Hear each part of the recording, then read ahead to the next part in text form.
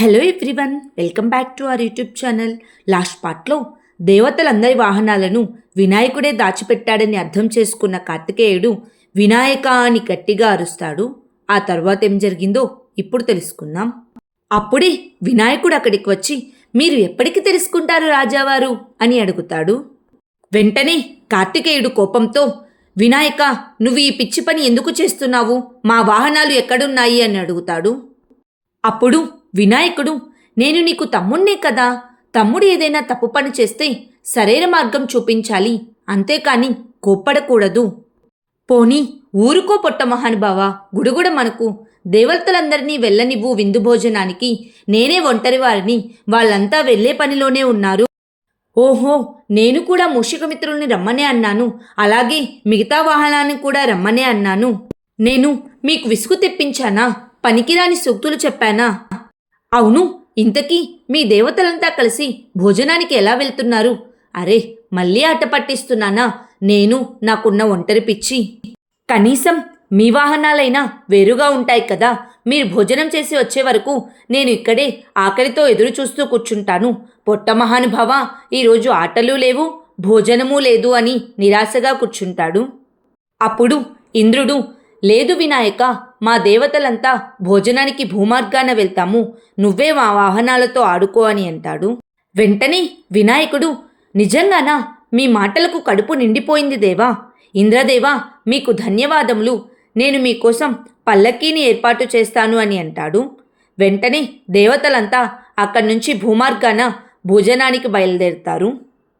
దేవతలంతా వెళ్ళిపోయిన తరువాత వినాయకుడు, కుబేర మహారాజా, మీరు నన్ను భోజనానికి ఆహ్వానించలేదు కదా, కాసేపు సరదా పడదాం ఉండండి, పైగా ఇది విందు భోజనం, మీరు తప్పకుండా నన్ను ఆహ్వానించాల్సిందే అని అనుకుంటూ ఉంటాడు. ఆ తరువాత కుబేరుడు దేవతలంతా రావడం లేదని ఎదురు చూస్తూ, దేవతలందరూ ఈ కుబేరుడు మందిరానికి చేరుకోవడానికి ఇంత సమయం తీసుకుంటున్నారేమిటి? పైగా ఆకాశంలో దేవతల వాహనం ఒక్కటి కూడా కనిపించడం లేదు, దేవతలు ఇంతసేపు ఇక్కడికి రాకపోవడానికి కారణం ఏమై ఉంటుంది అని ఆలోచిస్తూ ఉంటాడు. అప్పుడే నారదుల వారు ప్రత్యక్షమై, నారాయణ నారాయణ, కుబేర మహారాజా, దేవతలంతా వారి వాహనాలపై వచ్చుంటే ఇంత సమయం పట్టేది కాదేమో, దేవతలంతా భూమార్గంలో నడుచుకుంటూ వస్తున్నారు కాబట్టి కొంత సమయం పడుతుంది అని చెప్తాడు. వెంటనే కుబేరుడు, దేవతలంతా భూమార్గాన వస్తున్నారా అని ఆలోచిస్తూ ఉంటాడు. అదే సమయంలో దేవతలు భూమార్గాన నడుస్తూ వినాయకుడు తవ్వించిన గోతుల్లో పడిపోతారు. అది చూసిన ఇంద్రదేవుడు, ఈ భూమార్గాన మనం కుబేర మందిరానికి భోజనానికి చేరుకోవడం చాలా కష్టం, ఎంత త్వరగా వెళ్ళాలని ప్రయత్నించినా సరే ఈ గోతుల నుంచి తప్పించుకోవడం చాలా కష్టమైన కార్యం అని అంటాడు. అప్పుడు కార్తికేయుడు కోపంతో, ఇదంతా ఆ వినాయకుడు చేసే పని అయి ఉంటుంది అని అంటాడు. అదే సమయంలో కుబేరుడు, భూమార్గాన వచ్చినా కూడా ఇంత ఆలస్యం అయి ఉండకూడదు, ఏదైనా జరగరానిది జరిగిందేమో, స్వయంగా నేనే వెళ్ళి చూడవలసి ఉంది అని వెళ్ళబోతూ ఉండగా అప్పుడే నారదుల వారు ప్రత్యక్షమై, కుబేర మహారాజా, ఒక్క దేవుణ్ణి ఆహ్వానించకపోవడం వల్ల ఇదంతా జరుగుతుంది. కుబేర మహారాజా, మీ రాజ్యానికి చేరుకునే రాజమార్గంలో ఎనలేని గోతులు ఏర్పడ్డాయి. దేవతలంతా మీ రాజ్యానికి వచ్చే మార్గం మీకు తెలిసి కూడా వారికి ఎటువంటి సదుపాయాలు కల్పించలేదని తెలిసి వారు వెనక్కి తిరిగి వెళ్ళిపోతున్నారు అని చెప్తాడు. వెంటనే కుబేరుడు, దేవర్షి, ఇది ఘోర అనర్థం, దేవతలందరినీ ఇక్కడికి ఆహ్వానించి అవమానించాలని భావిస్తే వారు ఎప్పటికీ నా మందిరానికి రారు అని అంటాడు. అప్పుడు నారదుల వారు నిస్సందేహంగా, ఇంకా చెప్పాలంటే దేవసభ నుంచి మిమ్మల్ని బహిష్కరిస్తారు అని అంటాడు. వెంటనే కుబేరుడు భయపడుతూ, దేవర్షి, దీనికి ఏదైనా ఉపాయం చెప్పండి అని బ్రతిమలాడుతాడు. అప్పుడు నారదుల వారు, దీనికి ఒకటే ఉపాయం ఉంది, ఆ వినాయకుణ్ణి భోజనానికి ఆహ్వానించండి. మహారాజో కుబేరా, మీరు వెళ్ళి వినాయకుణ్ణి క్షమాపణ అడగండి, ఎటువంటి విఘ్నాన్నైనా ఆ వినాయకుడు దూరం చేస్తాడు, మీ గౌరవాన్ని మీకు తిరిగి రప్పిస్తాడు అని చెప్తాడు. వెంటనే కుబేరుడు నారదుల వారికి నమస్కరిస్తూ, చాలా చక్కగా సెలవిచ్చారు దేవర్షి, వీలైనంత త్వరగా వినాయకుని చేరుకొని వారిని క్షమాపణ వేడుకొని భోజనానికి ఆహ్వానిస్తాను అని అంటాడు. అదే సమయంలో వినాయకుడు తన సింహాసనం పైన విశ్రాంతి తీసుకుంటుండగా మూషికం వచ్చి, మిత్రమా వినాయక, మహారాజు కుబేరుల వారు మిమ్మల్ని కలవడానికి వస్తున్నారు అని చెప్తాడు. అప్పుడే కుబేరుడు పరిగెత్తుకుంటూ వినాయకుడి దగ్గరికి వచ్చి, వినాయక, నన్ను క్షమించండి, మిమ్మల్ని భోజనానికి పిలవకపోవడం నేను చేసిన క్షమించరాని నేరం. దయచేసి నా క్షమాప్రార్థనలు స్వీకరించండి, కళ్ళు తెరవండి దేవా అని బ్రతిమలాడుతూ ఉంటాడు. అప్పుడే కార్తికేయుడు వచ్చి, వినాయక, ఈ విధంగా చేయడం మంచిది కాదు వినాయక. మహారాజు కుబేరుడు నిన్ను ప్రార్థిస్తున్నాడు, కానీ నువ్వు నిద్రపోతున్నట్లు నటిస్తున్నావా అని అడుగుతాడు. అప్పుడు వినాయకుడు కళ్ళు తెరిచి, అనవసరంగా చేసింది ఆయనే కదా, నేను పడుకున్నాను, అందుకే మాట్లాడలేదు, మళ్ళీ అంతా నేనే చేశానంటారేమిటి అని అంటాడు. వెంటనే కుబేరుడు, హే గణనాయక, మీరు మా ఇంటికి రండి, భోజనం చేయండి, మీ దివ్యస్పర్శతో మా ఇంటిని పావనం చేయండి, అప్పుడే దేవతలంతా మా ఇంటికి భోజనానికి రాగలరు అని అంటాడు. అప్పుడు వినాయకుడు, మహారాజా కుబేరా, పొట్ట మహానుభావుడు నిండిపోయి తృప్తిగా ఉన్నాడు, మీరు చేసిన అవమానాలతో ఇక పొట్టలో తినడానికి ఖాళీ ఏమీ లేదు, మూషికమిత్రులతో ఆడుకొని ఆడుకొని అలసిపోయాను, నాకు విశ్రాంతి అవసరం, నేను మీతో రాలేను అని అంటాడు. అప్పుడు కుబేరుడు, హే మహాదేవా, పార్వతీమాత, నాకు సహాయం చేయండి, నాకు వచ్చిన అడ్డంకిని వినాయకుడు మాత్రమే తొలగించగలడు అని ప్రార్థిస్తూ ఉంటాడు.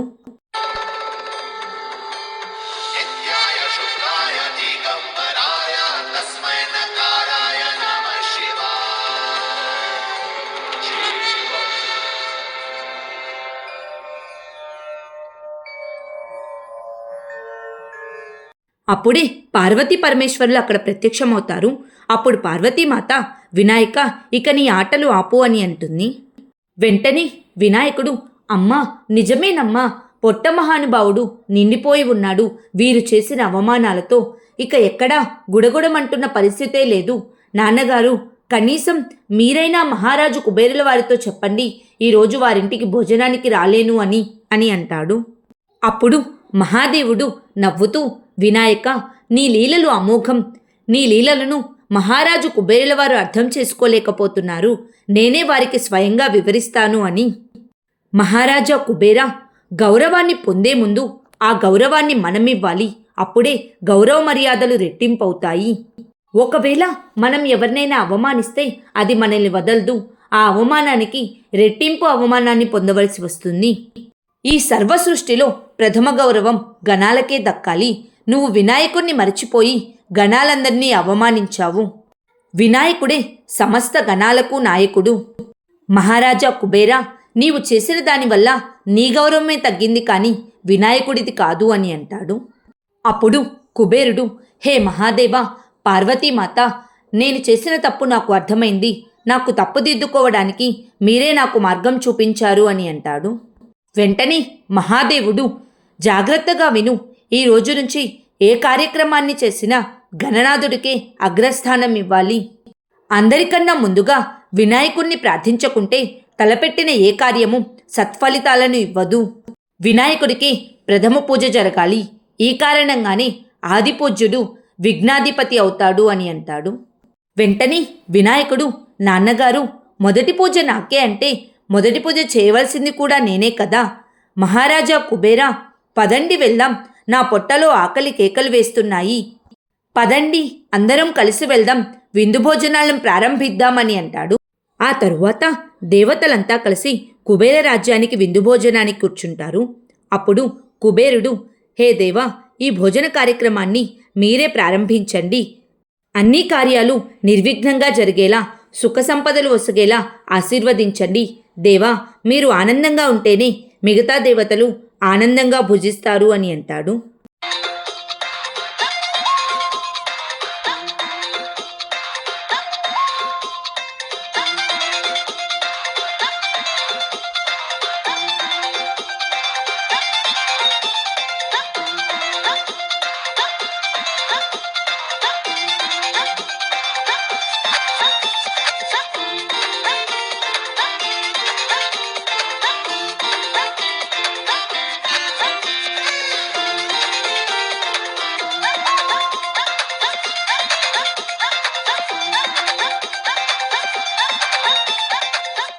తరువాత వండిన పదార్థాలన్నీ అయిపోవడంతో మహారాజు కుబేరుడు, దేవా, వండిన పదార్థాలన్నీ మీరే భుజించేశారు కదా, కొంత సమయం ఇవ్వండి, మరలా భోజనం తయారు చేస్తాము, ఆ తర్వాత మళ్ళీ భుజించవచ్చు అని అంటాడు.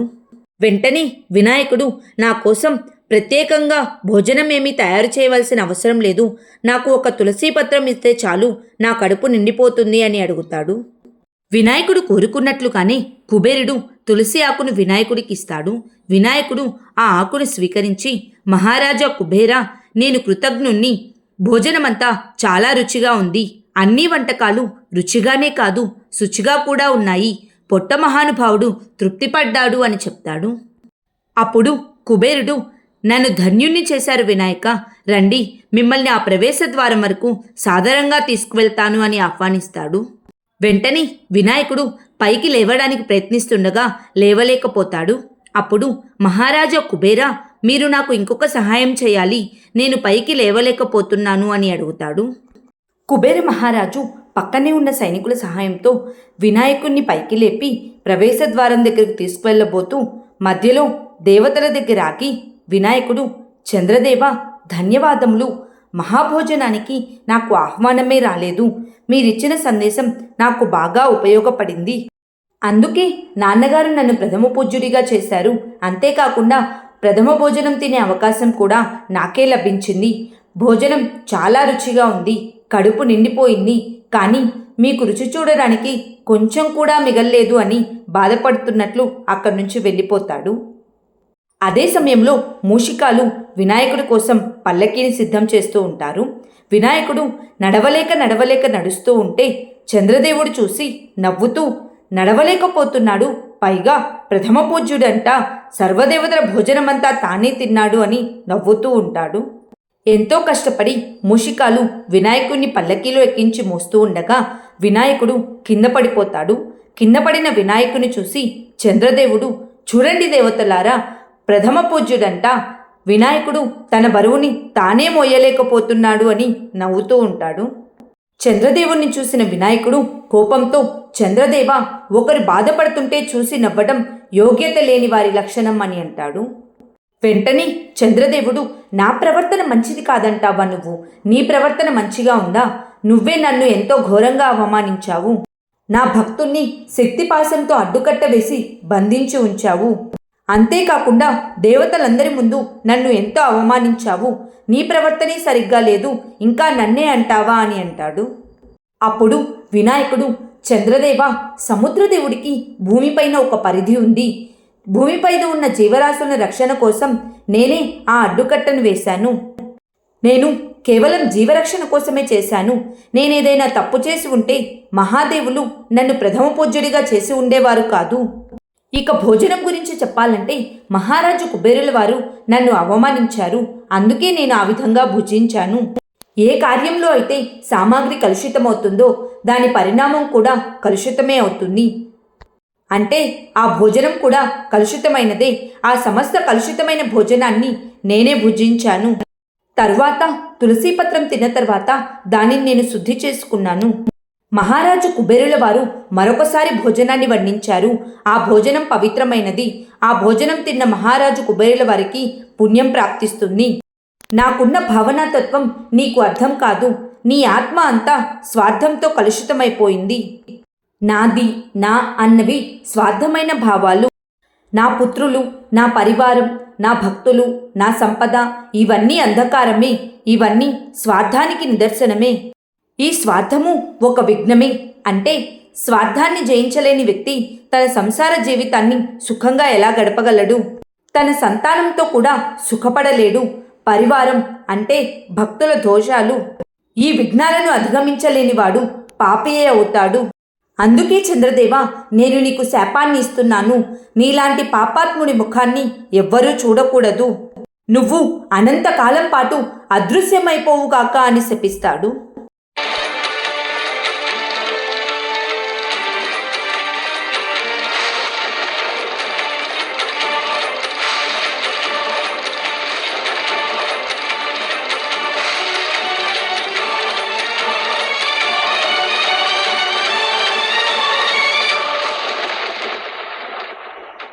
వెంటనే చంద్రదేవుడు మోకాళ్ళపై కూర్చొని, దేవా శ్రీ గణేశ, నన్ను క్షమించండి.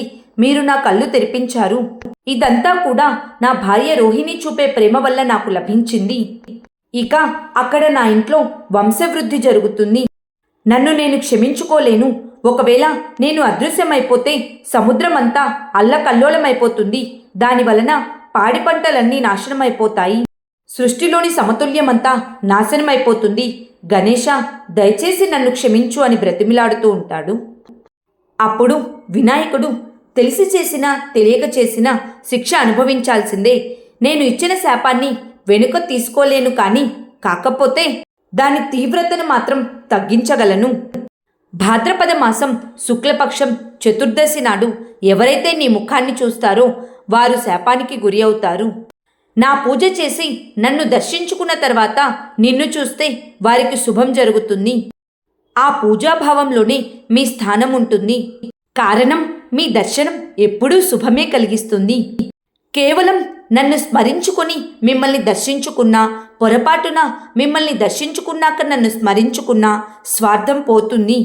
ఇది ఒక విఘ్నమే, అయినా నాకు పూజ చేసుకుంటే మీ విఘ్నం కూడా పోతుంది అని శాపానికి విమోచన కలిగిస్తాడు.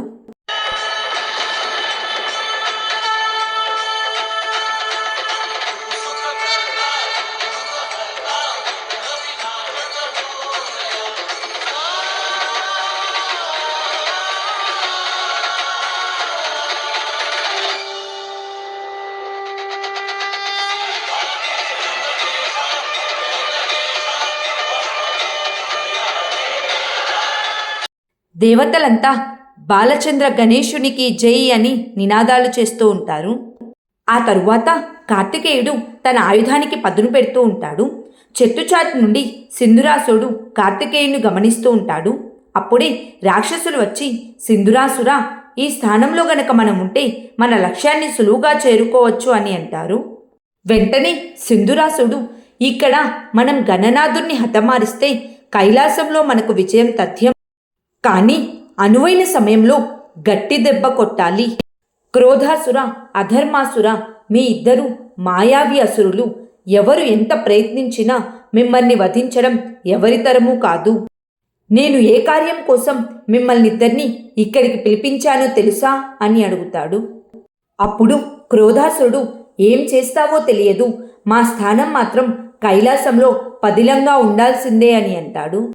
వెంటనే సింధురాసురుడు తన శక్తిని ఉపయోగించి ఆ రాక్షసులందరినీ దైవభక్తులుగా మార్చి, ఇప్పుడు మనకు ఆ కార్తికేయుడే సాధనం, స్వయంగా ఆ కార్తికేయుడే ఇప్పుడు మిమ్మల్ని కైలాసానికి తీసుకువెళ్తాడు అని చెప్పి తను ఒక బాణాన్ని గుచ్చుకొని గాయపడిన జంతువులాగా మారి కేకలు వేస్తూ ఉంటాడు.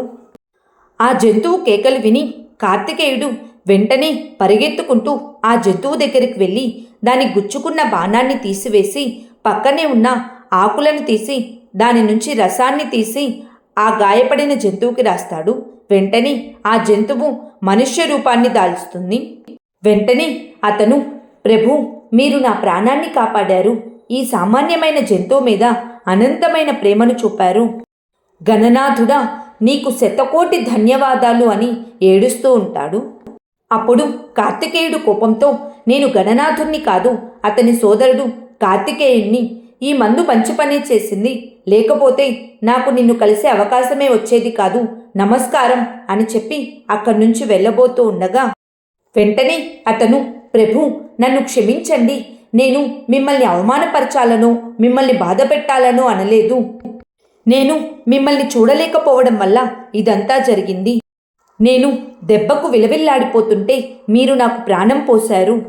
ప్రాణం ఎవరు పోస్తారా అని ఎదురు చూస్తుంటే మీరే గణనాథుడిలా వచ్చారంటే మీరే అందుకు సరైన వారు. మీరే అయి ఉంటారనుకున్నాను. నా దృష్టిలో మీరే గణనాయకుడు ప్రభు. మీరే గణనాథుడు. ఇప్పుడే కాదు, నా దృష్టిలో ఎప్పటికీ మీరే గణనాథుడు ప్రభు. అలాంటి అవకాశమే వస్తే ఆ మహాదేవుడు జగన్మాత పార్వతీ ముందు నేను నా భావాన్ని ఖచ్చితంగా చెప్తాను. గణనాథుడు కేవలం మీరే అని నమస్కరిస్తాడు. వెంటనే కార్తికేయుడు, ఎవరు ఎంత చెప్పినా నీ మాటను మార్చకూడదు, వినాయకుడిని కొంతసేపు అనుభవించనివ్వు అని అంటాడు.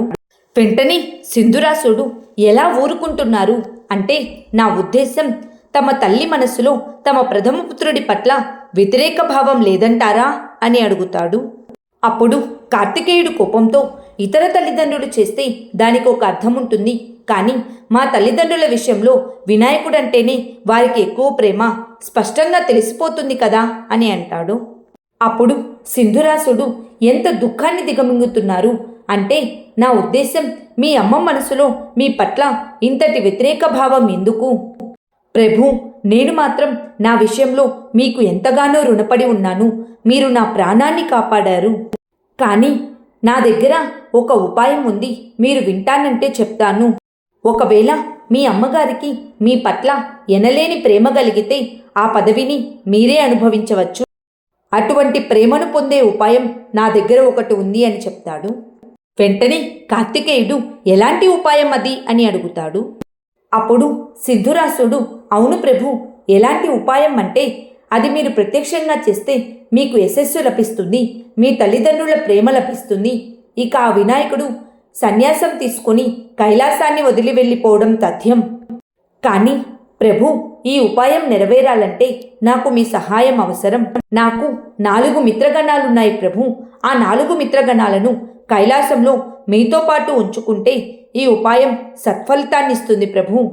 ఇక దాంతో గణనాథుడు కైలాసాన్ని వదిలి సన్యాసం తీసుకోవడం తథ్యం అని చెప్తాడు.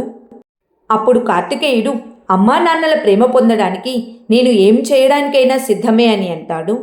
కార్తికేయుని మాటలు విన్న సింధురాసుడు మనసులో, ఇక కైలాసంలో నా రాక్షస ప్రవృత్తిని ఉపయోగించి విఘ్నాలను కలిగించి అందరినీ నా పాదాల దగ్గరకు రప్పించుకుంటాను, ఇదే నా విజయానికి నాంది అని అనుకుంటాడు.